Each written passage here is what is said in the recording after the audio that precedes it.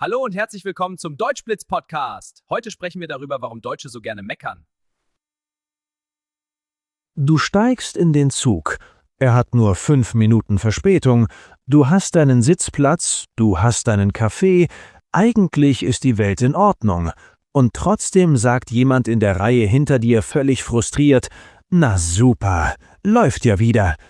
Willkommen in Deutschland, dem Land, in dem Beschweren fast schon eine Sportart ist.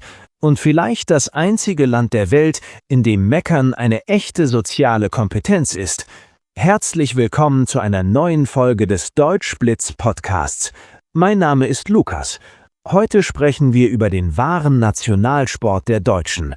Vergiss Fußball, vergiss Autos. Unsere wahre Leidenschaft ist das Beschweren. Warum denken so viele Expats, dass Deutsche einfach nur negativ und schlecht gelaunt sind? Warum ist das kollektive Augenrollen an der Supermarktkasse in Wahrheit unsere Version von Smalltalk? Und warum ist das Meckern eigentlich ein Zeichen dafür, dass unsere Gesellschaft noch funktioniert? Zieht die Augenbrauen hoch, atmet tief und genervt aus und los geht's. Wenn du frisch nach Deutschland kommst, zum Beispiel aus Brasilien, Spanien oder den USA, bekommst du schnell einen Schock. In vielen Kulturen ist es normal, gute Laune zu projizieren. How are you? Great. Alles ist amazing und super. Dann kommst du nach Deutschland. Du fragst jemanden: Wie geht's?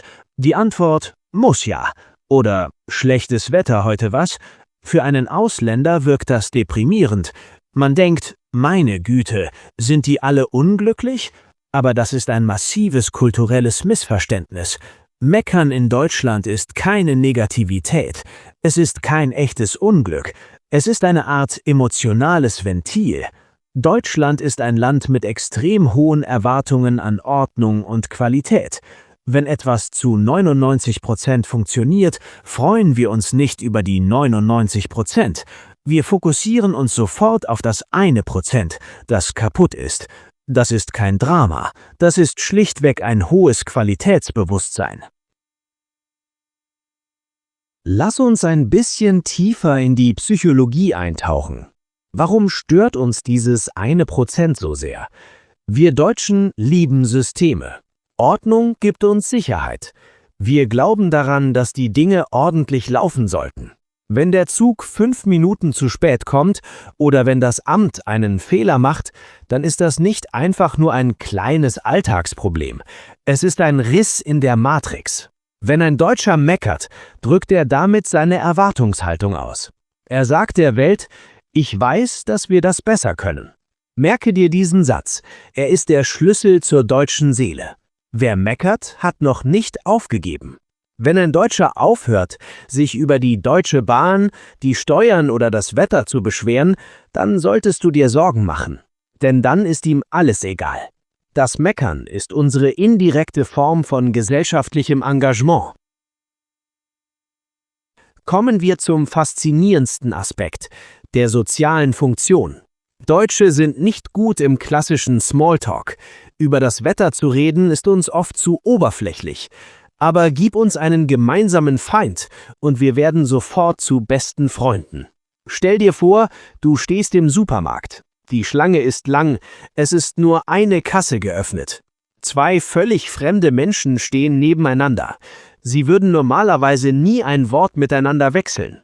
Aber dann schaut der eine auf die Uhr, verdreht die Augen und sagt laut in den Raum: Also, man könnte ja auch mal eine zweite Kasse aufmachen, oder?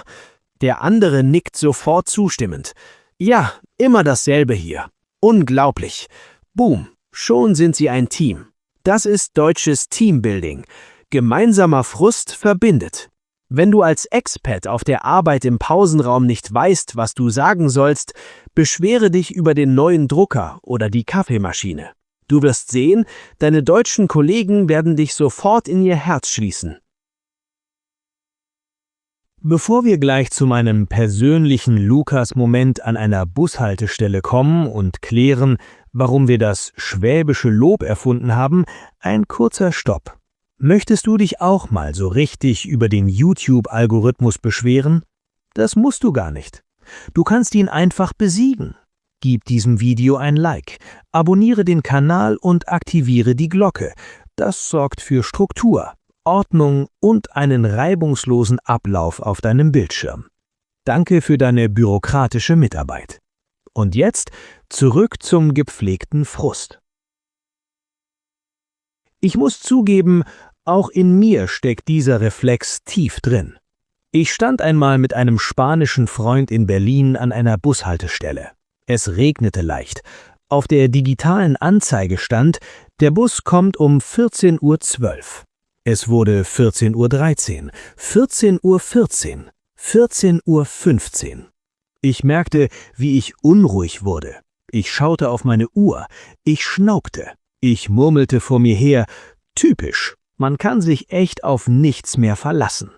Mein spanischer Freund schaute mich völlig entsetzt an und sagte, Lukas, es sind 3 Minuten. Der Bus kommt gleich. Entspann dich. In dem Moment fühlte ich mich erwischt. Er hatte völlig recht. 3 Minuten sind im kosmischen Maßstab absolut nichts. Aber mein innerer deutscher Ingenieur war zutiefst beleidigt, dass die digitale Anzeige gelogen hatte. Wir meckern oft nicht über den tatsächlichen Schmerz, sondern über das gebrochene Prinzip. Hier müssen wir aber sprachlich noch sehr präzise sein. Es gibt einen riesigen Unterschied zwischen meckern und jammern. Jammern, whining, ist passiv. Jemand, der jammert, sieht sich als Opfer. Er weint über sein Schicksal und tut nichts dagegen. Das mögen auch die Deutschen nicht. Meckern hingegen ist aktiv. Es ist analytisch. Wer meckert, hat die Situation analysiert, das Problem identifiziert und zeigt klar, dass hier etwas verbessert werden muss. Meckern ist die Vorstufe zur Problemlösung. Darum gibt es in Deutschland auch das wohl berühmteste Sprichwort für Lob.